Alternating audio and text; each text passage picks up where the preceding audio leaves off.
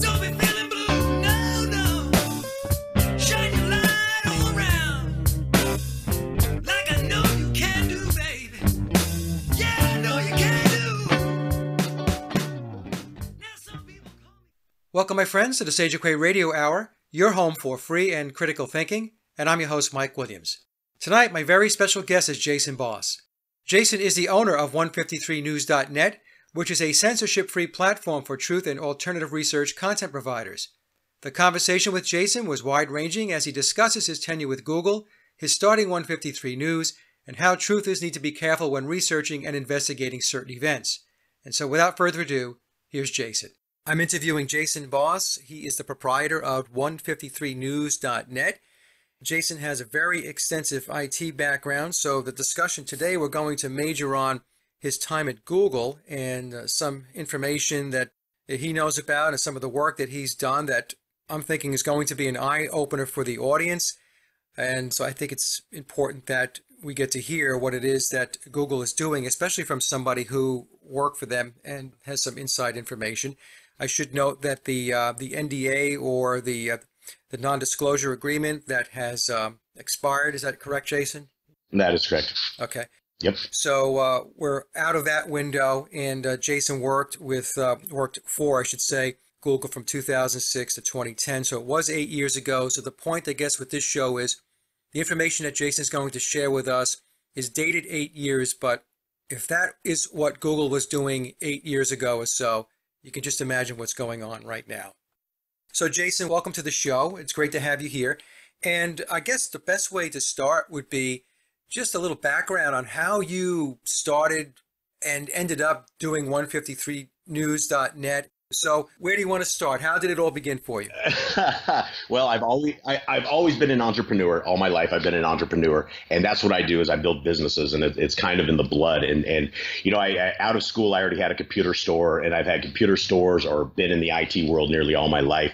I've had every certification under the sun: Cisco, Novell, Microsoft. You know, you name it. You can roll it in as toilet paper. I've had so many of different certifications in there. And so I've always been a lifetime geek. That's what I like to do, and that's what I like to play on. And you know, it takes its course. And for the IT world, the top of the pinnacle is an ISP, an internet service provider, and that's where I've lived most of my adult life, delivering high-speed internet to people in rural America. And so I've had 3 different ISPs that I've built and that I've sold over the years. One was in Jackson Hole, Wyoming. I had a blast over there. And so I deliver high-speed internet to people, and I still do to this day. I have an ISP in Oregon and Washington, and it's a lot of fun. And you know, your hands are in the mix of people's privacy. People do stuff on the internet that is extremely private, and over the years, I fought every federal subpoena that's come along our way. People have always wanted IP addresses for things like that, and there's only one, a pedophile, that I actually let through, and everybody else I fought. I said, you know, what do you want from these people? What have they done? And we've always been a champion for privacy and for the end user, you know, because hackers just really have a tremendous advantage over end users. People running Windows just are really at a loss, unfortunately. So, you know, being and defending Windows and defending all this, being an ISP, one day I got the call from Google, and they wanted to interview me. And they were building one of their very first data centers in Oregon. And Google didn't, up until this point, never had their own data centers. They always co-located with people all over the world. And one of the first things, before I get too far into this whole thing with Google, is I have a lot of friends at Google, and they are very good people. Everything that goes down this path has absolutely nothing to do with them. Google is run at the very top by a couple of dudes who are in full control of the entire company. And so, as evil as you guys are going to see this company becoming very shortly, it's not the people that work there. And I still have a ton of friends there. And people should understand that Google is large. It's very large. Back in 2000, when I got hired, they had 800,000 computers. Now, this is the first time that any of this information has ever been made public, because people just didn't know how many they had. They had 800,000, and my job was to build a data center that put 200,000 on the ground in Oregon. And so that's what I did, is I built that team of people who went, and we we built an awesome infrastructure, and it was amazing. We got to see stuff that's still state of the art. I've seen processors and different technology that still has not hit the street even 10 years later. It's amazing. And so these guys, the big companies, the Googles and Apple and these guys, they have technology that we haven't seen. I still have not seen some of this stuff 10 years later. And so they're using stuff that, we're at the end of the game. And that's why we never get the good technology, because we're the little guys. And so inside of Google, I ran a team of about 100 guys that worked on these 200 computers. And how this began is you would go to, you had 200,000 computers at any given time. You could have, 10,000 computers that were broken. And so my job was to take the guys and go through these machines and be able to bring these machines back to life. And so back in my day, and I guess one of my claims to fame and where I advanced within Google is that the process was each individual person, a tech, to go walk to each of these 200,000 computers and diagnose it by hand. And I'm like, this is not scalable, because I knew that they were hitting 1 million computers and they were going to be going into the multi-millions. They wanted like 1.6 million computers. And this is prior to D-Wave stuff coming out. So that's going to change the game. So Jason, the 200,000 is part of their infrastructure? Oh, yeah, you bet. Absolutely. 200,000 physical machines within clusters in, a couple of different buildings. So, getting into all the clustering, it's a big thing. Google is infinite in size, and they're infinite in money. The money that these guys bring in is millions of dollars hourly, right? They're tremendously wealthy company, and they spend that on their people, and they're also their data centers. Their data centers are some of the best in the world. They're running the top highest end equipment ever. And Google is nothing to joke with. People don't understand that Google is 20,000 employees across the world, and everyone, it's a big company. And so, that leads me to, the shooting over in YouTube the other day, when the guy walked into Google and to YouTube and shot. You just don't walk into Google. Google has some of the absolute best security. They have absolutely the best cameras. You just don't walk into Google. You badge into Google. Everywhere you go, you badge. And so it was kind of interesting. They spun the whole story of that, and we'll let it ride at that. But Google is very big, and so I'll take us into the insides of Google a little bit. Like I just said, there's cameras. Everybody talks about Google's over the top luxuries. And it is. They have segways everywhere, massage chairs everywhere. You can get a massage every little bit. You're fed all your meals. You have snack bars. It's the ultimate kind of I don't know. It's like an Alice in Wonderland kind of lifestyle. And it does breed very good software. It breeds very good infrastructure. It breeds good people, and a lot of people thrive on that kind of environment. But it's, people that walk from the streets and saw what corporate America was kind of like, they'd be blown away at how, it's like you have a massage. Anytime you want to schedule a massage, go get a massage. Go lay down, get a massage anytime. So free meals, free massages. That's basically the inside of Google. It's a luxury network of fun. So huge perks for the employees then. So which is an incentive, Absolutely. Obviously, to bring in the best talent. Yeah, absolutely. And to get into Google, it's no joke at all. It's extremely hard. I consider myself, and it's not to be pompous, it's just that I've been there. I've done everything. And so I was able to get in. They hired me at a higher level than they said they hired other people in how I had it. I was a data center tech 3 is what they hired me in at. And it was like 85, 90,000 a year plus, 30,000 bonus if you performed well. And by the time I left as an operations team manager, I was making 120 grand a year with a 25,000 bonus. So I was doing, 145 a year easy. And so, that's the kind of it all out. So, and I want everyone to understand that we're going into the guise of don't be evil. Don't be evil is the motto that Google absolutely put together right as they began their entire career. We were led to believe that this company is not going to be evil. And when you look at the tricks the devil plays, absolutely somebody might come in and say, we're not evil. And at the end of the day, you're going to see some crazy stuff here. So I'm just going down my notes so I can get everything in here for you guys. Let's see. So inside of all of this data center, let me get back to my quick little claim to fame is So we're trying to repair 200,000 computers. We were doing it by one person at a time. And I said, this isn't going to work. I said, and I went rogue. In corporate Google, you can't just go decide you're going to go do something. You go through the ranks and the layers. It's a lot like politics. I'd never been in corporate America before. It's like you have to go shake hands and love everyone, and everyone has to support you in corporate America. And I was, I always built businesses, so I wasn't, I just went and did it. So it was something new to me, playing as a team. Yeah, like corporations are very process oriented, so you have to follow the process. Yeah.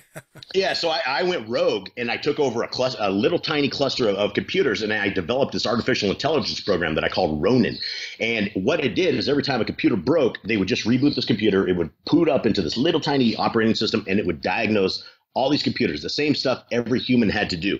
So I went and proved this whole thing to them, and they loved it. And they're like, wow, yeah, this is the greatest thing. And to this day, there's teams of people that run Ronin because it eliminated the technicians actually going to these computers and having to diagnose them. They didn't have that prior to me. So, at the end of the day, I helped the beast system out, as crazy as that sounds.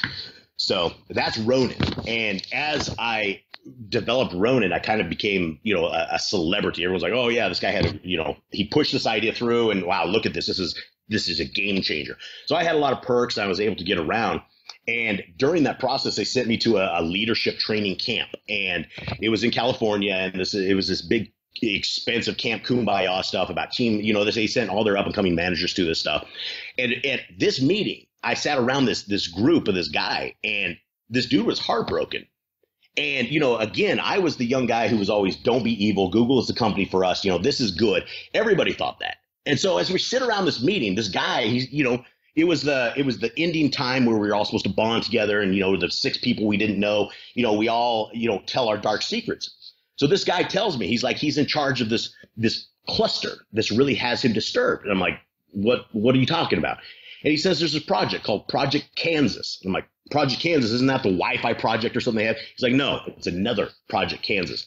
I'm like, what is it? He says it's 22,000 computers at that time, 22,000 computers. And there was a function of this thing called Sawmill. And Sawmill goes over every piece of Google infrastructure there is. And for the record, let me tell you guys, some of the Google infrastructure, you have Google itself, the search, you have Gmail, Google Analytics, YouTube, G Drive, Sheets, Docs, Maps, Photos, Play Store. It goes on, endless, Chrome. Every bit of that information, every bit of that user information goes into Sawmill. Sawmill compiles everything about you. Even if you're a Yahoo user that has received an email from a Gmail user or has gone to an analytics site, every last bit of that information is taken through Sawmill and taken and put into Project Kansas. What you're saying, Jason, is all their products are being surveilled. Absolutely everything. And now you have Android phones. Apple's absolutely no different. They're just the other side of the coin, but I just know the inside from this. So you're Android, and Android's been caught before reporting Wi-Fi data, reporting all sorts of stuff. And that's just the stuff they get caught for. At the end of the day, they have a cluster, and it was 22,000 computers 10 years ago. It's probably, 80,000 computers right now. And you have the way he described this, it really unnerved me. It really took my securities of this company that I was rooting for, that I really thought was the next up and coming thing. And I said, this is like part of the beast system. There's something absolutely wrong with this. And so I left California, and this guy, how he described this thing is that it's a giant folder. It's a giant folder. Everybody has a personal profile. Everybody, everything, every search from the beginning of time to right where it is, everything. This thing knows people right now, 8-10 years ago, better than you will ever know yourself. It will know your porn tendencies. It will know your whatever tendencies. It will know if you searched for something bad. There's absolutely nothing. And it scared the living snot out of me. He was brokenhearted about it. And I carried that back. And I'm like, I think I went about 6 more months after that. And I'm like, you know what? I'm done. I said, I went and I built another ISP, and that's what I've been doing to this time. And I'm like, and I put on when I was leaving, why are you leaving? I said, Project Kansas. I said, what part of Don't Be Evil does Project Kansas fall under? I mean, how is surveilling and taking the trust of everybody under the Project Don't Be Evil? How is that good? How is that ever going to benefit us? Because we know that the NSA is all over this data anyway. So it was just long before the Alphabet gangs got busted, long before Snowden came out with any of this stuff. Google, under the guise of Don't Be Evil, was already our enemy. And it's sad. So the person you spoke to, Jason, did he say what the information was being used for? Now they're collecting it. It's going into a big folder. So what was the game plan? What was the game plan? What he said that his management told him was this was going to be used for extreme personalized advertising. Like this would know exactly what you want, when you want. And let me tell you something about Google. This is how awesome Google is, or how when we were in very first at Google, and the first presentation I ever saw was a lady and a whole group of people in a room on their computers, and there are cameras on top of the computers, watching everywhere that people look. And they've taken these results, and everything that you look at with Google is the reason that people look. It's the way people look. They've manipulated the entire system. You know why Bing doesn't look good? It's because they haven't done what Google does. Google knows where you look at all times. They know everything about you, and now they know everything about you. Everything. Interesting. So let me ask this question. I've always wondered this. So they have like different search engines out there, Google being the largest. Like you mentioned Bing, and there's Yahoo, and there's others, right? So even if you use these other search engines, does Google have their hooks into that also? Absolutely. Yeah, you can't go VPN. You can't. There's no such. I mean, here's the thing. People are always like, let's go VPN. You know, who's the VPN? At the end of the day, who controls this VPN? Because if you just buy some dude's VPN and it might be the best thing on the market at the time, you don't know if it's not the feds running the daggum thing. You know, you don't know. And you know, even DuckDuckGo and the people, they're still using Google to an extent. And Google has enough stuff in your Chrome browser. It reports everything you do. People have known this for a long time. It reports back and forth. If you're using Chrome, if you're using Firefox, it doesn't quite send it to Google, but I mean, they're all interconnected. And Sawmill, that's what the Sawmill is. It's a data collection unit, and that's it wants to show you everything. What I've noticed is they always use this, companies like Google, this information. They always say, well, it's for better consumerism, is really what they're saying. Well, yeah, well, sure. Absolutely. And a lot of people would say, well, okay, so they're just going to try to sell me stuff. But I think that that's probably very naive. In fact, I'm going to say it is very naive to believe that the only reason this information is being used is so that it could be a better vehicle for consumerism and to sell you stuff, right? No. And I mean, here's the thing is at the end of the day that they absolutely have everybody on the planet identified by now. That was the part of this whole game is identification. Who are you? What do you use? Where do you go? I mean, and you know, they have to identify us. At the end of the day, if you know, they get their way, they have to know who they are and who they're dealing with. And this is one way. We're identified. This was 10 years ago. I mean, you go to a little bar, you log into your Gmail or log into anything. Google Analytics runs the internet's analytical system. Like everybody uses Google Analytics, like 99% of the web. And they bought out a company years ago called Urchin, who everyone loved. And now Google Analytics controls the world. You can't go to a website without analytics reporting who you are, your IP, and you can't hide. I mean, you really just can't hide. This is not the age to hide anymore. Yeah, that's the other thing that I've kind of just settled in with is the fact that there really is no hiding. I mean, you just got to do what you've got to do, and that's that. Because if you're going to try to play peekaboo with them, Yeah. that's not going to work, right? Because they know where you're at. I mean, Jason, I was using my phone the other day, and I was trying to get the weather, and it said, well, why don't you try the GPS option, right? On a lark, I did it, and it says accurate to within 50 feet. I'm sitting in my backyard, accurate to 50 feet. You bet. Yeah, no, they know everywhere you go. You walk around with your cell phone. So here's the gig is if you have your Wi-Fi on, you're being reported back on where you're at. If you don't turn your Wi-Fi off when you leave your house, everywhere you go, it picks up everybody's Wi-Fi along the way. Like they know the world. They know where everybody's internet is. They know where everybody's, and that's the funny thing is when we started 153news.net, everyone's like, oh, this is a honeypot. This is a honeypot to get all the truthers here and to set them up and to do all this stuff. And I'm like, you guys are very naive. You guys are very, I mean, you think you can hide behind YouTube with your faceless memes and your troll accounts and think that you're anonymous, and then you want and that's funny because people went over to BitChute and they my partner he like logged in and he showed all these things like 40 or 50 different things, Amazon, all these things that were hitting you the second you went to BitChute, and then he goes to 153news.net and there's nothing. It's a blank screen. I mean, we don't report. We don't care. We you sign up with an email address. If you have the right content, we'll allow you there. But it's crazy. People don't get that they're exposed. This is, it's not like, you're walking around with a cell phone. That is a bug. That is, and you have 15, 20 apps that monitor you at all times, all the time. Yeah, I've had this discussion with folks too. Others that are on YouTube in the truth community, alternative research community, they use aliases for names and stuff like that. And I understand why they would do that. But again, it's going back to your point. You can use an alias if you want, but the only person that you're convincing that, that you're kind of hidden is you. Yeah, The absolutely. people you're trying to hide from, they know who you are. Absolutely. Yeah. I mean, this is why people don't, you don't want dirt. I mean, if you're doing bad stuff and trying to expose stuff, you're just going to get in trouble. You got to be a clean guy. You got to have a clean record. People with 153 News, I think I've had every troll under the sun try to expose me. I even doxed myself, and I'm like, look, guys, this is what it is. But they're convinced I work for the CIA, or they're convinced it's just, it never ends. It's like a insane asylum almost. Well, even you're working for Google, they have to have, and I know they have, very extensive background checks. Absolutely. Absolutely. Yeah. No, you don't get into it. So one quick step back to the interview process. It takes 6 different interviews at 3-hour increments to ever get into Google. You have to be 100% accepted by 6 hardcore techs and people that watch you. It's no joke to get in, and then they background check you extensively. I mean, and you're sitting there working on some of the most sensitive data in the world. You have people put their lives into these products, and they have no idea. They're just sticking their lives in the products out of convenience. A lot of it's out of laziness, and a lot of people would still choose to the security, convenience over security, and they do. Yeah, a lot of my listeners know I was in the corporate world for a long time, and you also made another point, and I want to reiterate this point, that the people that work for these companies, the rank and file, going to work every day, making a salary, paying the bills, they're good people.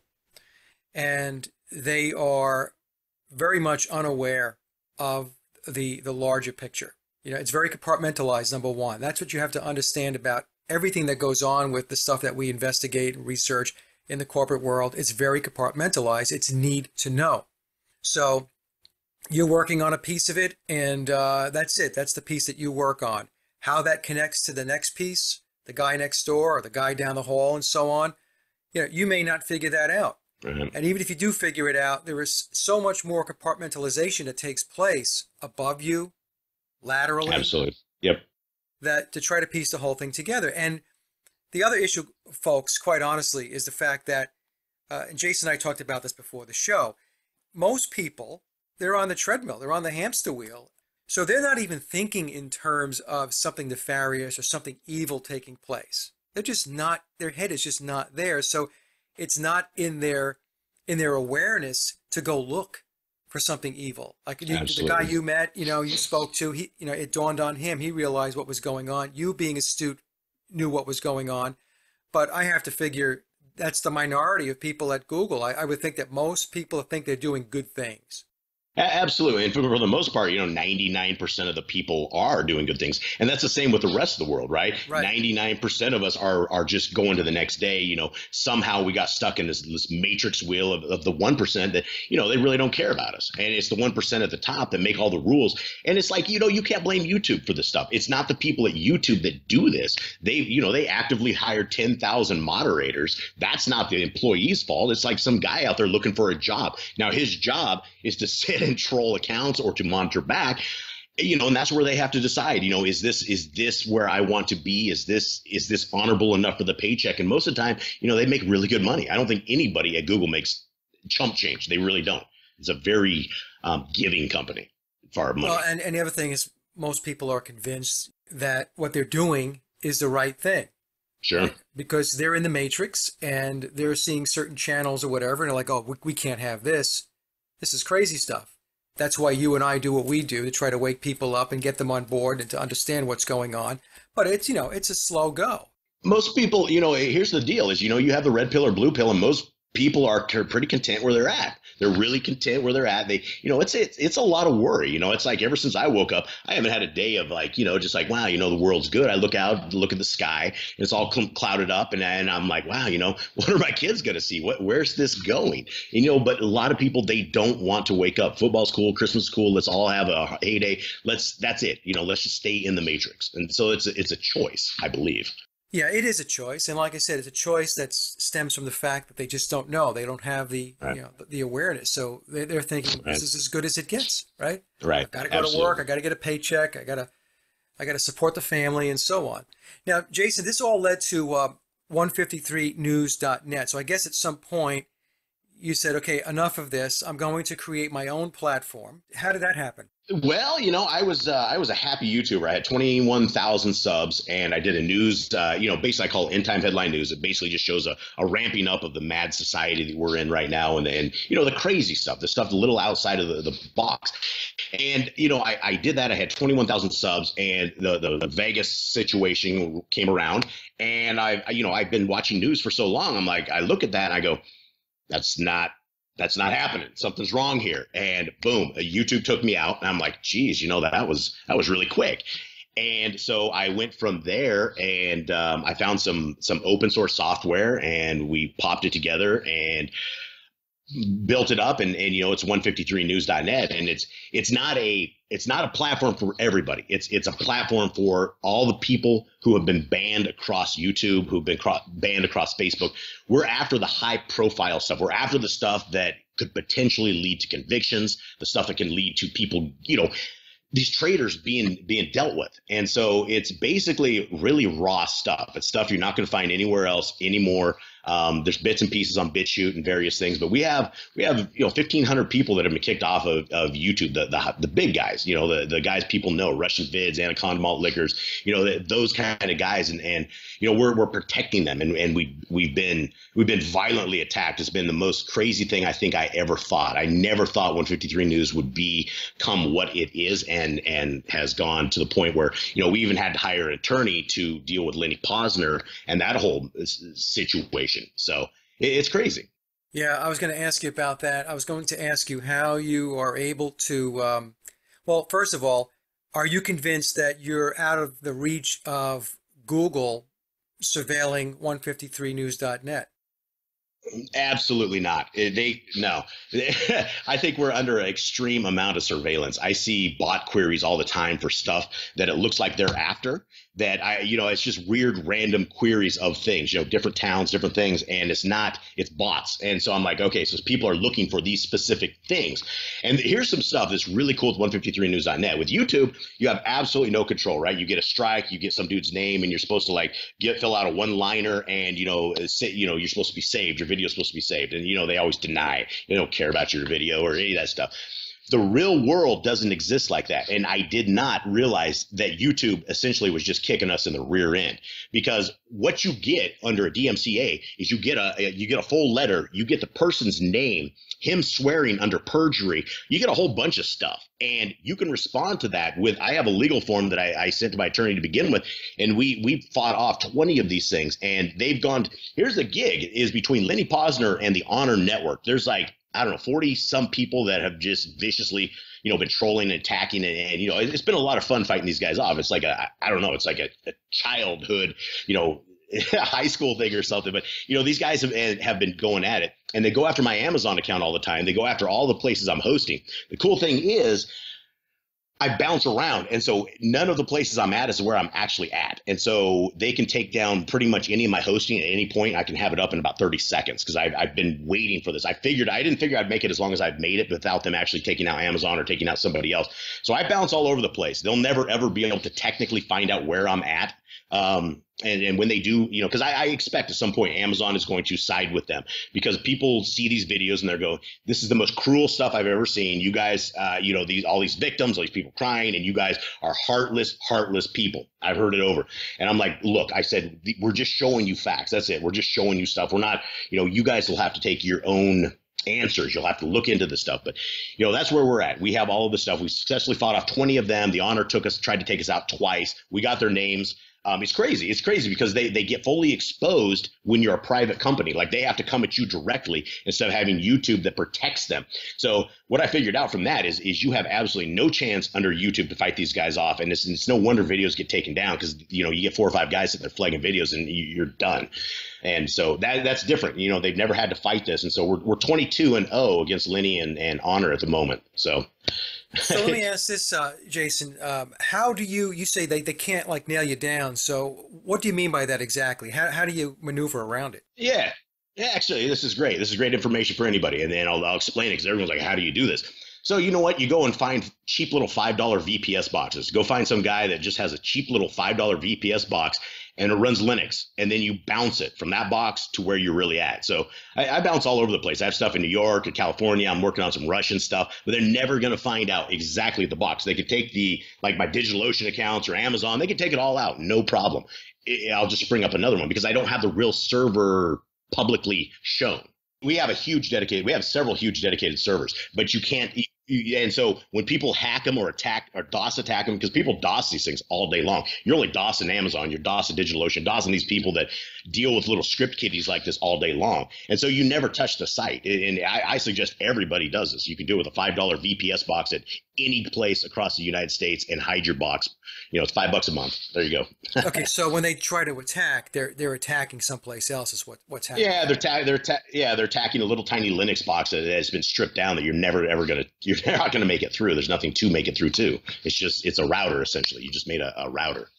Okay, it's very interesting. All right, so that's how you've been able so far to be able to dodge the bullet, right? To be able to stay in the United States and dodge the bullet, because we could do hosting in some scantless remote region of the world and it just would be slow, but so far we've been able to stay in the United States this way. Okay, and now how about you yourself? Are you concerned about lawsuits, somebody laying a lawsuit on you and saying, hey, you know what, you're actually fostering this stuff, you're putting it out there, it's your platform? Absolutely. Yeah. And we 153 News is an LLC that I registered in New York where my attorney lives. And so we are set up to field this kind of stuff. We're set up a bit to defend it. It's really funny because we have some of the most scantless stuff about Lenny Posner and Sandy Hook and all this jive. But, I've seen him try suing everybody. I was just waiting for his attorney to get a hold of me because, they haven't been able to touch us. And, it's definitely Lenny signing, 20 of these things and lying through his teeth. But, so far, so good. But yeah, we're set up to get attacked. Okay. So because you're a limited liability company, there's no personal liability. The liability falls onto the company itself. Yep. Okay. If we get a tremendous something we can't do, I'll bankrupt the company and put the server over in Russia. I mean, that's where it'll go. Now, do you ever get concerned, Jason, with some of the content? Let me ask the question this way: how well do you know the people that are trying to come on board? I mean, do you do a background check on them to make sure that they're not setting you up or setting 153news.net up? That's the happy medium. It's like we know there's paid people out there. We know there's Tavistock out there. We know there's just a tremendous amount of people on payroll that are meant to infiltrate. And we've had Sandy Hook guys. We've had a whole different groupings of people, and we don't allow signups that you can't come and sign up. You have to send an email. We personally talk to you and reply back. And, it's a little slower than average, but I mean, we're humans. I mean, we tried open signups for just a little bit and we got the trolls and the Sandy Hook guys. And, it's like little tiny groups of 2 and 3 sound like monsters. And it's really just like a couple loud guys that they're ineffective, but they're loud in their packs. So we shut all that down and we actively hunt those people down and get rid of them. There's a huge thing because we're censorship free, but we've had to boot off a whole bunch of troublemakers. And so they're like, you're not censorship free, you censor everything. I'm like, no, I only censor the troublemakers. Humans are allowed, demons are not. We don't like demons. And that's what they do. They're just there to make trouble or disinfo. And so we're always worried about that. People coming in there. And, the thing we stand on and my attorney stands on is the First Amendment. We're trying to, I don't like a lot of the videos. Like a lot of the videos I don't agree with. A lot of the stuff I do not agree with. I do not. And, I control to a degree. Like people can't just come on. We can't just have random people come on and start uploading disinformation stuff. It doesn't work. And the eagle-eyed guys that are on the site, they'll blow a cap in you right out of the gate with some disinfo stuff. You can't come put Alex Jones stuff on there, right? It doesn't work. And the degree and spin that kind of stuff, it doesn't work. And so we are very limited. Anybody can have a subscriber account, and if you're good and don't troll, so be it. Please come get an account, join the team, join the family. And then if you're somebody like Russian vids or like people, the bigger people on there, they get a hold of me, or like if they can show me some of the content they made that looks like something that I would like to present to this people. But I mean, we're 153news.net, and I mean that is actually a biblical thing. That is a reference to a whole bunch of apostles that are out frivolously fishing for fish And our Messiah comes to the bank and says, toss it to the other side, and they catch 153 fish. And he goes, the moral of this story is, don't go out catching fish, go fish for men. And, that's where we're at. And so I don't want to have any disinformation at all. If I have to burn for the truth, it might just happen. I mean, I might just end up in the mental bin as well. I don't know. So how do you identify, Jason? You mentioned the troublemakers, because I can imagine this is, this is going to be an ongoing thing that you have to always focus on, because there's always going to be people, for whatever reason, whether they work for, for the government, for one of the alphabet agencies, whatever it may be, that are trying to slip into the door and to cause a problem. So how do you go about that? You just watch it. We have a lot of good people on there, and it's when you have a human base like YouTube, you don't know if it's humans or bots or what the heck it is that's making comments or thumbs up or thumbs down. This where you actually control it, and you have humans that you know of. People start getting weird. Like people throw somebody under the bus or like he's a shill and blah blah. It's like, here's the rule on 153news.net. If you absolutely have a problem with a content maker, you need to deliver it to us and let us evaluate what the heck you're saying. I mean, you can't just sit there in the forum and go, this guy's a shill. Yeah. He got interviewed on Fox one day. He's a shill. And I'm like, why? Do you have proof? I'm like, produce your evidence. If you can produce the evidence and we have a shill aboard, let's get him off. I don't want shills aboard. I don't want disinfo. There's too much of it. We've been lied to for so long that I don't like being lied to. And so, it's a slow process. People trickle in here and there, and you can see them. They kind of go like wolves in a pack, and then they start here and there, little tiny things, and they get more vocal. And pretty soon you can group them. It's not too hard to find them. I mean, real humans are good people. They're people we love, and people have questions. You can ask questions. You just can't go crazy and do like you do on YouTube. That's for YouTube. Yeah, I mean, you mentioned people complaining about the fact that you are censoring, even though you're saying that you're protecting First Amendment rights. And a lot of people, they don't really understand, what the word censoring means. Censoring doesn't mean that you can just say whatever you want to say. I mean, you can if you want. The thing is, people don't have to listen to you. That's the piece of it, right? Right. So, but when you run a platform, you have to have certain guidelines. You have to have certain practices. Otherwise, what's going to happen is it's just going to be total chaos. And absolutely. That's not going to work. Well, and that's what we saw out of the gate is we had open signups and we had little groups of guys. They would band together and they would attack people. It really is. They hunt in teams. They come from YouTube in teams. They're like a little 2 or 3 buddies, or they're paid as groups. I don't know what the deal is, but they get in there and you gotta fish them out. And they do try to tend. They know now. I'm getting really good at hunting trolls, and they hate me. Man, I have hate groups on YouTube and everywhere. BitChute, they hate me. It's amazing. But if I didn't get rid of all these guys, and there's 20 guys that are really making a ruckus, if I hadn't got rid of them, then I'd be dealing with them on 153 News and all that evil negative energy, being into this. We're here to discuss things. You put a video up, we're not here to bash things, we're here to discuss it. What do you see? This is what we see. Should we be seeing this? And that's it. We're not bashing stuff. So those guys can stay on YouTube, man. They have a great home there, and that's breeds those places, people like that. Yeah, I mean, that's what I don't do on my show. We don't go about bashing. What we try to do, and I think we do a good job of it, is to present facts, evidence, research, insights. And then it is up to the audience to decide, taking in those variables, where do they stand with it? And I've always said, I don't expect everybody to agree with my guests, to agree with me. It's a forum of ideas, right? Just sharing ideas and insights. And for some people, it's going to resonate, and for other people, it's not. But this whole thing where others are trying to club each other to death, I don't know. I never understood that because Jason, to be honest with you, and I say this a lot on my shows, one of the biggest problems we have is we lack civil discourse. Absolutely. Absolutely.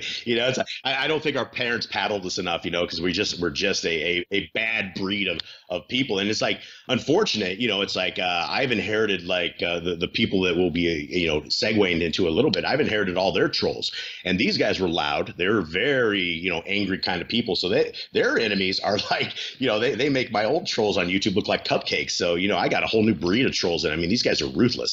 Absolutely ruthless.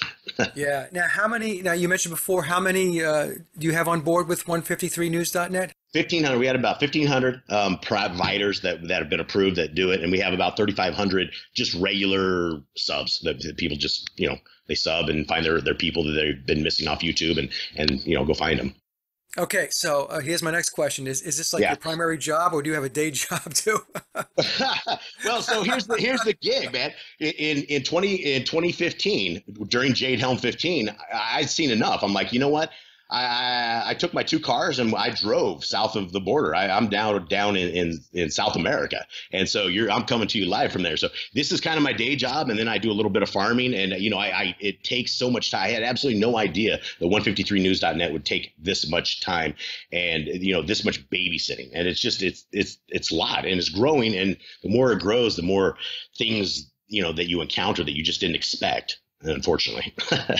Do you get any kind of funding from donations, contributions, subscriptions, anything like that? Yeah, no. So my partner on this, From Death to Life, he used to have huge channels all over YouTube. Now we're all scattered around there. But he's in California. He and I have been putting the money into the servers. I own ISPs. I own infrastructure here and there, and so we're able to fund it like this. We set up a Patreon account. All of a sudden we became shills.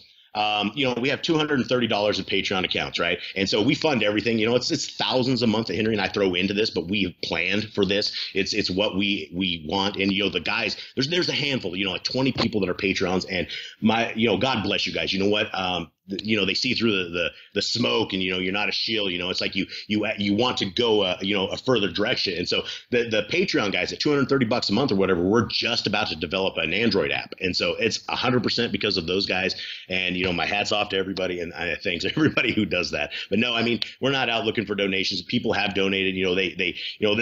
There's not a ton of patriots that are willing to throw in there. So it is what it is. We'll continue on with whatever we get, and if we don't get anything, so be it. Good for you. The reason why I bring it up, Jason, is because there is this thought process out there that says if you're in the truth community or the alternative research community and you have a Patreon page or donations or contributions, that there's something wrong. You are a shill, right. You're some kind of agent, whatever it may be. And my response to that is I have a Patreon page. I mean, I don't have a lot of Patreons, but I have a Patreon page, and every once in a while folks will drop a donation on me, which is greatly appreciated. But folks, you have to understand that the people that are giving you the lies get paid millions of dollars a year.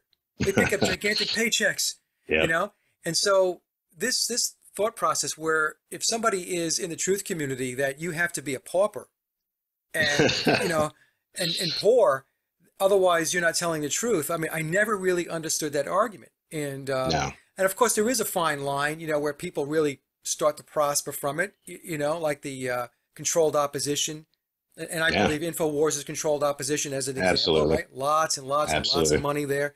You bet. So you have to use some discernment. But most of us that are out there trying to do this work, I mean, there's no money in this. Absolutely not. No, and especially where you have to hire an attorney to respond to stupid DMCA attacks. But now I got the template. So anybody who wants to respond to a DMCA attack the right way, come see me. I'll send you the template. Put your name in there. Put all the stuff, and you can fight it too if you get it privately like this. But no, there is absolutely no money there. And it's like it's not a thankless job because it's like if one person wakes up, if one person comes to the truth, then I mean that's got that one soul, that one person has got to be worth everything that we're doing. But it is a thankless job. Yeah, you're damned if you do and damned if you don't. It's like if you have a Patreon or a PayPal, and PayPal just shut my account down because they said I denied the Holocaust, which I did not deny the Holocaust. But anyway, so they shut that down. We used to have PayPal accounts, but now that I'm a Holocaust denier, I mean, I said, hey, can somebody look into this stuff? I mean, I don't know either way. I wasn't back in that day, so I don't know. But anyway, it's hard, man. It is hard. And you know as well as I mean, you said it, there is no money in this. This is for the people. I mean, I believe we're in. I mean, not I don't want to sound like a religious freak or anything. I believe that we are in a end of days kind of scenario. We're in a time where we're crescendoing, and I don't think. I mean, you have crazy stuff. We have CRISPR-9. We have all sorts of weird stuff that's just happening right now. And I mean, if it continues like more than 20 years and we have our DNA completely, CRISPRized, there's not going to be anything left. So, I mean, I truly believe that our skies are completely covered for a reason. I believe that time is ticking for us. And, if we just finish this race right here, the best of our abilities, I believe that people will wake up if they're meant to wake up. Yeah, I was talking to a good friend of mine the other day, and I said, we are at the crossroads. Where I believe we're at a point where something is going to happen. Now, the question, we go back to PayPal for a second. So let's talk Yeah. about this a little bit. So even let's say you say or I say that the official or the mainstream story with regard to what happened in World War II, we question it Yeah. or aspects of it. Not good. Don't do Well, it. right. So, and look, I've questioned it. I've done shows on it. I've had Deanna Spingola on, and so I've been pretty.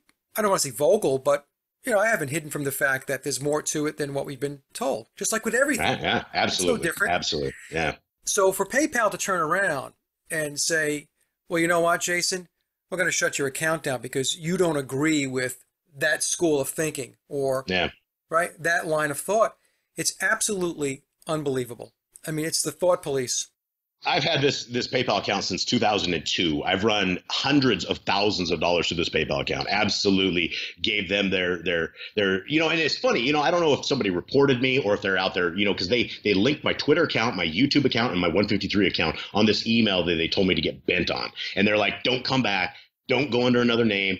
All your credit cards, all your stuff that's on file are frozen. Don't even try to get them off into another account. So I'm like, okay, I see how this goes. But at the end of the day, the thing we have to realize, who are the top people? It's the same with Google. If there's a religion of the people at the top, what is it? And that's the question that people really need to come to grips with. Who are the controllers? Right. Well, it's Voltaire, I think it was, who said, if you want to know who controls the world, I'm paraphrasing here, it's those that you can't speak about, right? Exactly. So, right. So we'll there we go. Leave it at that. We'll just leave it at that. So our PayPal accounts stay intact. Yeah. Don't say that. But, I guess for the audience, Jason and I having this conversation, but you can see how this is all tied in. You've got PayPal saying you can't think this way or speak this way. You've got Google doing their thing. All of these corporations, this is a web. Mm-hmm. Absolutely. This is a web of corporatism. These multinational corporations, the financial institutions, your education system, it's all the military, your government. This stuff is all weaved in. It's all interconnected, and don't think for one second that it's not, because it's amazing how they're able to aggregate the information that they need to aggregate in order to make an accusation or an allegation against you, like in your case with regard to PayPal. But that's just a small example, Jason, like really what you were talking about earlier with the Kansas folder, right? This is what can be done. In other words, they have a portfolio on you, me, and everybody else. And if for some reason they decide on any given day when they wake up that they're going to give you a hard time, or they're going to shut something down in your life, this is the environment. This is the state of where things are right now. And people really need to get their heads wrapped around that, I think. I mean, and there's still a lot of people, they don't pay any attention to the surveillance state, or they just think it doesn't apply to them. Yeah. Well, it doesn't apply until it affects your life. And if it doesn't affect your life, that's why most people are complicit with this. It's just, unless, you'll see somebody getting mugged, but I mean, it's not you, it's not somebody you know. So, you let the mugging continue and walk away, and that's a state of where we're at. I mean, they bred this into our societies. They've dumbed us down to the point of it's like we're sleeping giants. And, I don't know how to wake people up. I don't, anymore. It's like, all you have to do is just, insert little questions like, what do you think, what do you think about this? Or, like little things like that. You can't just go out and say, 9/11 was an inside job. Still people are like, oh, that's sketchy. You can't come at it like that. It's taken 40 years to make us as sleepy as we are. You can't wake somebody up like that. It's like you almost have to have an unindoctrination cycle. Okay, let's start real slow. The moon landing, it looks like tinfoil. It looks like, what do you think of this? And like, oh yeah, that doesn't look real. And, kick it to the next step. You can't just go plunge them into the water because they'll stay asleep. It's too much. It's a shock. That's why I was having a conversation with somebody else. Who was I having it with? Oh man, I forgot who I was having this conversation with. But that's why we have to have a plethora or a wide assortment of areas of conspiracy research, because one area in particular, let's just pick on 9/11, that's not going to resonate with some people or a lot of people, right? So, but maybe geoengineering will, maybe vaccines will, right? Fluoride and so on. You have to have an array of material out there because that's the only way you're going to wake people up. Yeah, and it might just be one of those little niches that actually wakes somebody up into like, oh, okay, if there's something nefarious going on here, maybe there's something else, and then, it's a slow process. But I mean, that's, one encouraging thing I talked to down here in South America is there was a girl and she spoke good English and I was talking to her and she's like, all my friends know the moon landing wasn't real. I'm like, are you serious? You know this? And she was, like 20 years old. And she's like, yeah, nobody thinks like that. And I'm like, for the first time in a long time, I was like super encouraged that, whoa, maybe these people, maybe we have the ability to think again. Maybe we can get through and maybe the next generation will save us where we failed to save ourselves. Yeah, it's interesting. Some conspiracies, like even the JFK conspiracy, if you talk about it today, most people will say that something went on other than just Lee Harvey Oswald, right? Sure. Right. But when you think about it, that's 50 plus years ago. So it took 5 decades for people to finally come around to the point where they're questioning it.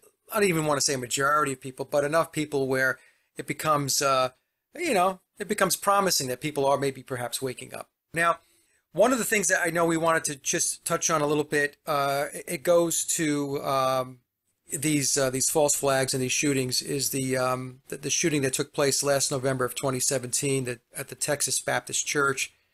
There were 2 truthers there, Sidethorn and Conspiracy Granny. And Sidethorn is Robert Ussery and Conspiracy Granny is Jody Mann. Do I have Absolutely that correct? Right. Yeah, that is correct. So they were arrested, or Robert was arrested, I guess back in, was it May of this year? Yeah, I think it was March or May, one of the two. Okay, but yeah, earlier this first year. time. Say earlier this year.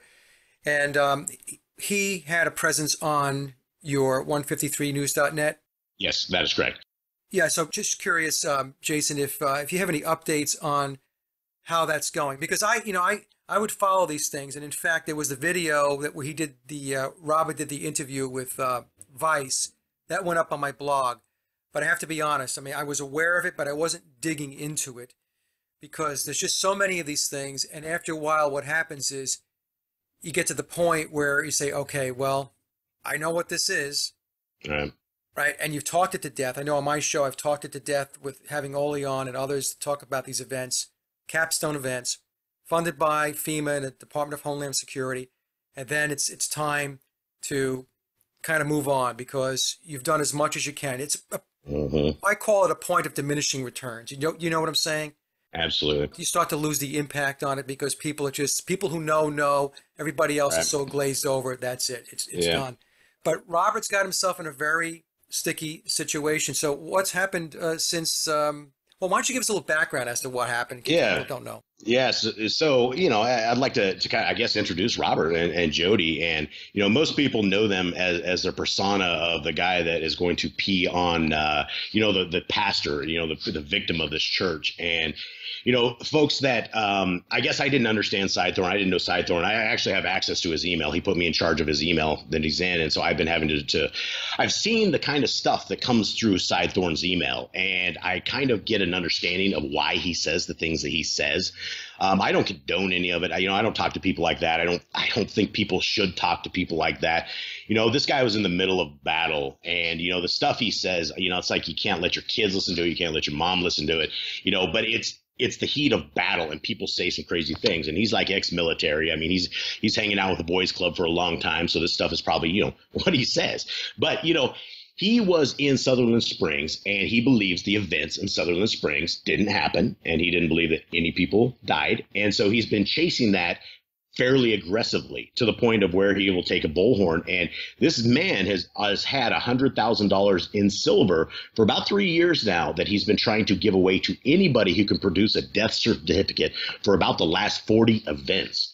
And so this guy, I've seen it. I mean, I've seen him. I've known him for about 8 months now, 9 months possibly, and he's been trying to give this money away, and nobody takes it. And that's a really crazy question. Those are the things you guys will probably want to ask yourselves: is how can somebody in America, even if their kid died, I would take the guy's money and shut him up. I would be done, give him the death certificate, take the money, and then put him on Front Street after that. Nobody has. And so he had $100,000 and he's screaming it out on a bullhorn. Does anybody die? Does anybody die here? Well, Vice, which is pretty much a CIA controlled operation, I believe, it's at least in the matrix of web, like we're talking about. But, they had a huge setup. He decided he was going to run an interview at this place he'd already been told to get off of or get away from the cops and from, Texas Rangers, that kind of things. He decided it was a good idea to have that interview there. And, if you're sitting there fighting this war, you're trying to expose these people, and he's kind of where he wants to be at the moment. And so during this Vice interview, Pomeroy, who he had never seen before, steps out of a car, and he looks, and it was it's the most awkward thing you could ever see. Is that was the time they had brought Pomeroy out. They had to have him there to basically say, "Get off my land." Well, Pomeroy is the pastor. Yes, Pomeroy's the pastor, and up until this point, they'd never seen him face to face like this. Okay. And he just hopped out of the car during that Vice interview, and Vice just happens to be there catching that, a shot of a century. And, how could you ever time something like that? And they had 5 Texas Constables, I guess they are, the guys that wouldn't be in Sutherland Springs that were around the corner. They said they heard sirens in 30 seconds, right? And basically that was it. And so they arrested him at that time for trespassing. He had marijuana, and he also had I don't know, the unpatriotic one, whatever it is, attacking somebody of that sort. So anyway, he went in, and 2 of the 3 missed, right? Trespassing, and then there was another one. It was I can't remember. It was a bad one. It was making whatever comments or something like that. So anyway, he goes in, gets arrested. They take all of his video footage, and they start going through his GoPro video footage. And in the GoPro footage, she's talking about his guns and putting it under the seat and various things like this. And so then they take this, and they're on the indictment. It was the Department of Homeland Security. There was big, massive government agencies that were all in together looking over this stuff. And then they came, and he had been getting enough death threats. Now, Robert gets death threats. I've seen his death threats over and over and over and over. There are vicious people. I mean, it's the same side of the circle. The people that believe this didn't happen, they're very passionate. Then you have the people who are you're a monster. And they're this did happen. And so, you have very passionate people on this. But anyway, he's been getting these death threats. They called him and said, "Hey, can you come talk to us about these death threats?" They lured him out. They raided his house, arrested him, got all his guns. And now he's been locked up for about 35 days. They've denied him bail. They've denied his girlfriend bail. He has gun charges because when they raided the house, they found a arsenal of guns. They found a 50 caliber, a couple 223s, guns. The guy likes guns. And unfortunately, he had some dirty laundry that he probably shouldn't have been, talking about on camera. But the issue is his girlfriend, Jody Mann, is in for aiding and abetting a felon. Now, the crazy thing is here, they just shipped her off 2 days ago to a mental institution. Why? Because she said that Sutherland Springs was a hoax. That was in quotes on the court paperwork. It said because she thinks Sutherland Springs is a hoax. So people really should understand that you can't say stuff like that because you're crazy. And right out of the gate, all of a sudden now we have people going to the funny farm because they think it. Now Robertson, he tried to get bail, and they said he's a threat to the people of Sutherland Springs. They will not let him out. And he has a maximum of a 10-year sentence. And if he fights us, and I've been the main guy, I've been the point guy on all of this, which is the craziest absolute thing. Robert's mom is 76 years old. She can't do any of this stuff. And so I've been calling attorneys from down here. I've been, people are like, well, he never had the money. I'm like, I've already seen him burn 27 grand to this point, and he's about to drop another 70 grand on this other big wig attorney.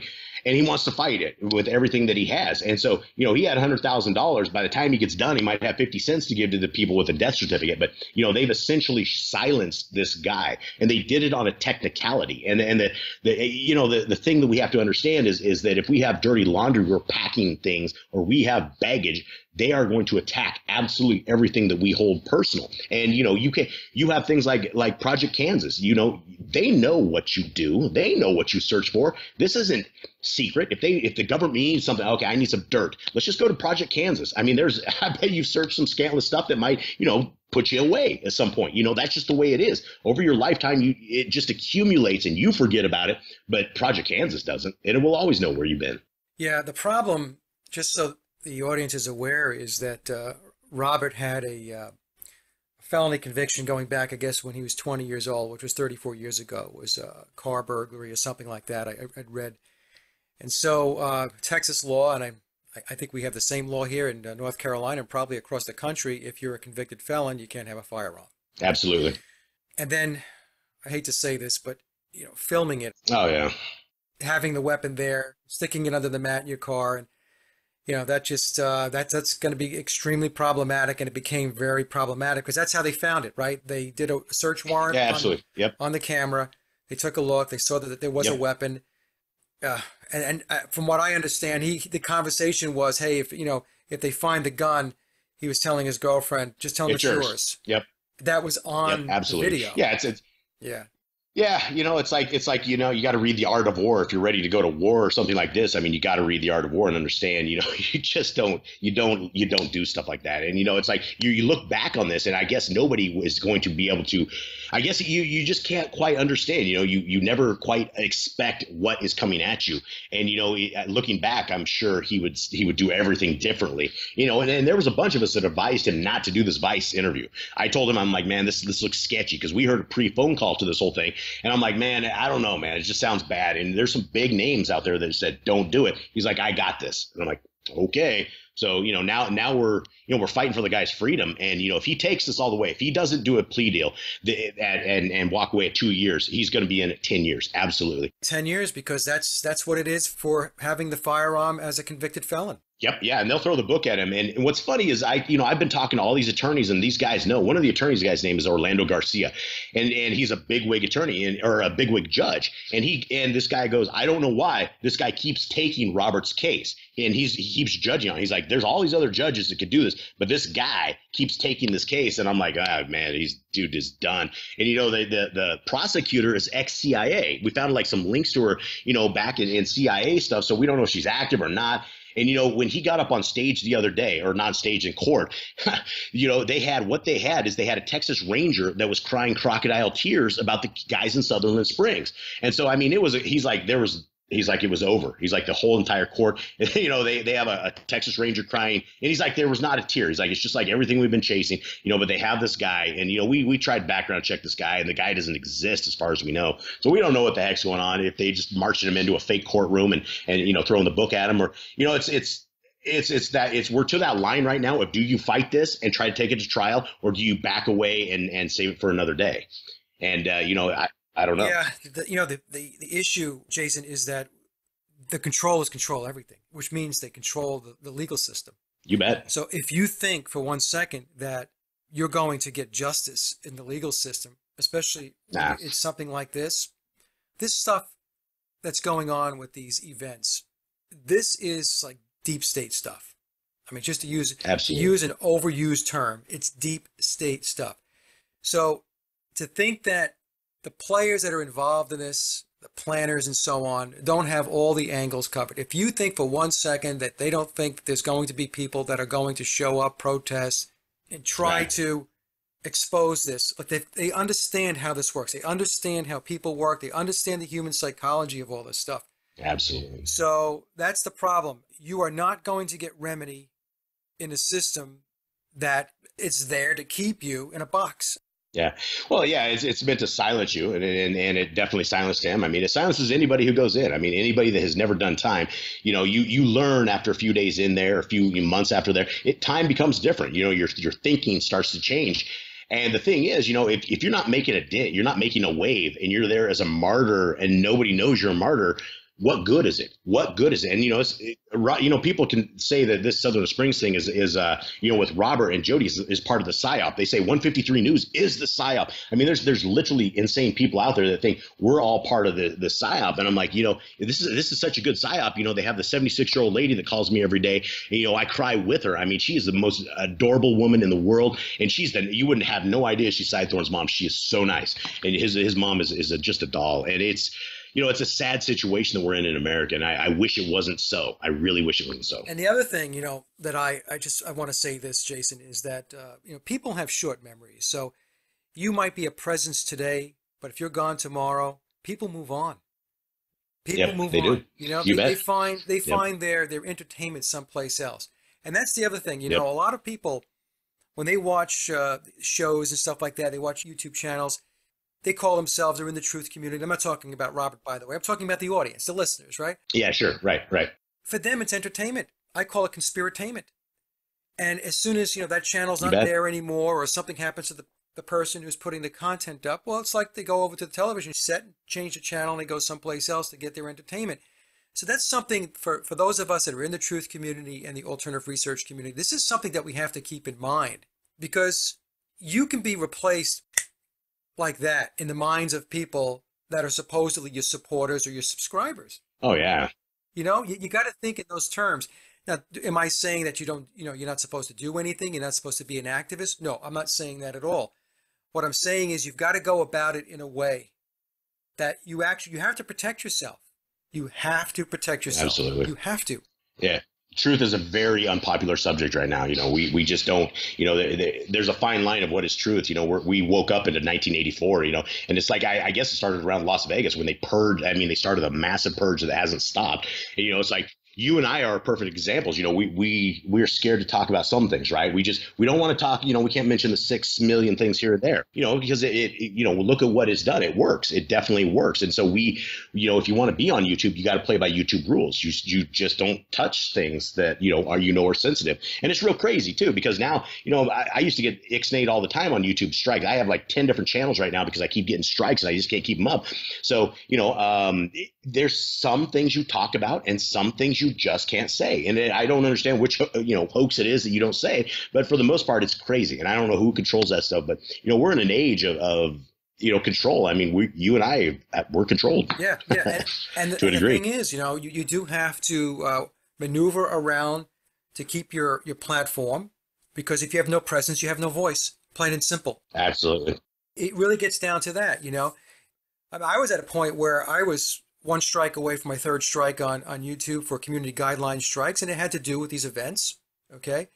And I was ready to go down with the ship because I was just going to, move on to another platform. And if it happens, it happens. But I'm still going to have a presence on other platforms. It's just not going to be as prevalent as YouTube. And that's the thing. Sure. YouTube, by far, is still the kingpins. Yeah, absolutely. YouTube will always be the kingpin. Yeah, I mean, they made their purchase as well. I mean, it was like $1.6 billion back in 2005 when they bought YouTube. And so that's where the traffic is. And that's what I tell everybody on 153news.net is, I mean, you need to use this as your segue into YouTube. You can't put stuff on YouTube. You can put trailers like you're talking about. You can put, this is what you'll find right here, but you can't say certain things. So you can still exist. And I think it's the smart people that have actually gone and, we try to find different ways around it. And, you learn what to say, what not to say. Pretty soon the strikes come off. And I mean, my channel now finally has no strikes. So I'm like, oh, I'm a good boy now. I'm like, I'm feeling really good, but, it's where do we go from here? But you got to use YouTube because the people will always be at YouTube. It's not going to be a BitChute. It's not going to be at 153news.net. I mean, we're the niche people. We're the place where if you really want to get some raw data, if you want to see what's really going on, go to 153 News. But it's niche. It's niche. Not everybody wants to see that stuff. Most people would rather go see, whatever PewDiePie or whatever his name is on YouTube. It's like they just don't care. Yeah. No, you're right. And Jason and I, we conversed through email before this show, and one of the things I said to Jason was that in all likelihood we're not going to be able to put this show up on YouTube because of what we're talking about. So we'll have a trailer and then we're going to point it to other platforms so that folks can listen to it. And that's the game we have to play in order to keep the ship afloat. Absolutely, yeah. Or either that or go down with the ship. And like you said, we're short memory. I mean, nobody's going to remember it. I mean, if you're not active. And this is the time to be active. This is the time that we really need to be waking people up. I mean, we're in the middle of the end of a war, right? It's just you see it from all directions. Everybody's locking us down. There's got to be a reason for that. They did the purge for a reason. Things are where they're at for a reason. I mean, it can't go on too much longer. So, everybody should be waking people up, take the information, go as gentle as you can and free as many people as we can while we still have any time left.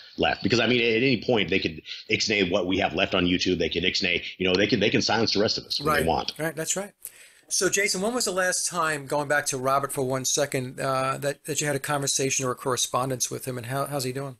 So he called me 4 days ago, and he's doing real good. I'll give you something. So this is something nobody else has because I locked it down on 153 News because the trolls are crazy. So Jody Mann, on one of her conversations with me, she's like, Sidethorn, will you marry me? And so I told Sidethorn, I was like, hey, man, this is really dramatic, but, your old lady wants to marry you in prison. Are you game? He's like, I'm totally game for it. So he was good. He was totally good. He wanted his old lady out. He wanted Jody out, but she can't. She's stuck. She's going to a mental institution for 30 days for evaluation. And I don't know what's going to happen at that point, but he's doing okay, man. He's not real happy with his attorneys. He's 27 grand into these things, and they just don't really, they're not working out for him. And my first mission was, I'm like, you know what, I'm going to go find an attorney who's not a Freemason. And then, like 100 calls into this, I'm like, I don't think I'm gonna find one that's not a Freemason. So I start calling the women. I'm like, are you in like the Ladies Elks or something? I mean, where are you at? What do you support? Is your husband in the Freemasons? So we've been looking at women and versus men, and it's like, anybody who knows anybody and they know these judges and stuff like that. I mean, it's like they've already gone to the banquet ball. They've already danced with the goat. It's over. So well, look, the bar is a secret society itself. Okay? Absolutely. Yeah, maritime law. I mean, it's the weirdest thing. We're stuck in a world of water. Yeah. I mean, so the thing is, you're not going to find an attorney who's not in a secret society because the bar itself is a secret society. Now, whether they're a Freemason or not, I'm going to say most of them probably are. But if you find one or two, three maybe that are not, they're in the bar. So, and their allegiance is to the bar. They take an oath. Absolutely. And that's what folks have to understand. For anybody who wants to join or subscribe to 153news.net, or if you're a content provider and you want to be able to put content up on your platform, how do they go about doing that? You can send me an email. Like I said, we're real personalized. Send me an email. If you're a content provider, send me some examples of the content you provide. And again, it's not for everybody. This is for people that really speak the truth. I mean, we're not looking for stuff that can exist on YouTube. They have tons of hard drive space, and it's infinite storage. Here, we're just looking for the stuff that will let our kids hang some traitors. That's it. A chance for us to expose what's out there. And if it ever comes to where we can use this as the evidence box, come and see us. But yeah, drop me an email. Everybody can drop me an email, jboss008@gmail.com, and I'll set you up with an account, and come join the family. And you still have your YouTube channel, you said? It's sporadic here or there. It's In Time Headline News, and you can search for jbossman008 and I come up. So, and I don't get too crazy out there, but it is what it is. All right. Well, I'm really glad we hooked up, Jason, and a great conversation. And come back anytime. We'll talk about whatever it is that All right, man. that we want to talk about. Doesn't have to be Google. It could be whatever. Right? We could talk about whatever's going on in the world, or any of the craziness that happens on any particular day. Yeah. Great. Sounds good. Well, thank you so much. I truly appreciate it. Love your stuff. A lot of people on 153 News, they think you're the best. They're so excited I was going on this. So they think you're one of the best interviewers out there. So it'll be cool to hear the show. Oh, well, thank you, guys and gals. It's nice to hear. All right, Jason, thank you so much. And that concludes another Sage of Quay interview, and I hope you enjoyed the discussion as much as I did. Links to my guests' websites and social media are listed in the show notes below. And as always, I'd like to thank everyone for listening and visiting the blog. You can get to the blog by typing in sageofquayradio.blogspot.com, or simply head over to our hub website at sageofquay.com. Also, if you get a moment, please visit laboroflovemusic.com to listen to my album, Leaving Dystopia. And remember, live in truth and always serve creation. It's really that simple.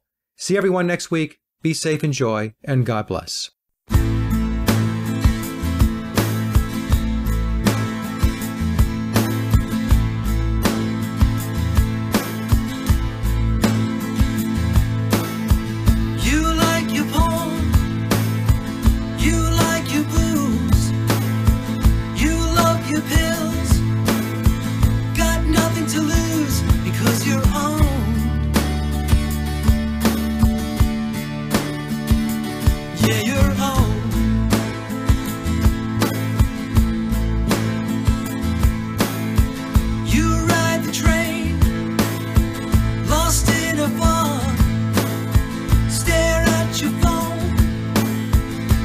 Just a cog because you're on.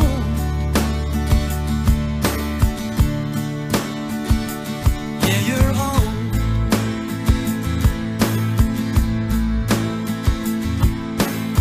You work a job just to survive. You have a pulse But you're not alive because you're owned. Yeah, you're owned.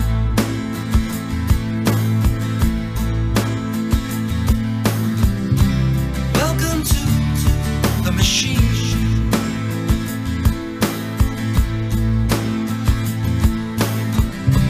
Welcome to the machine.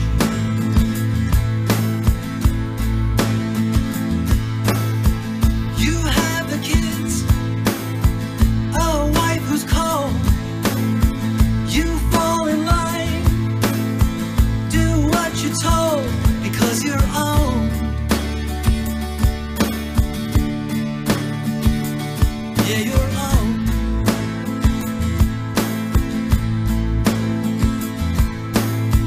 You watch your TV, turn off your mind.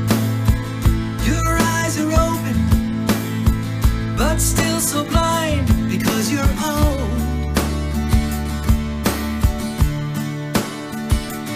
Yeah, you're owned.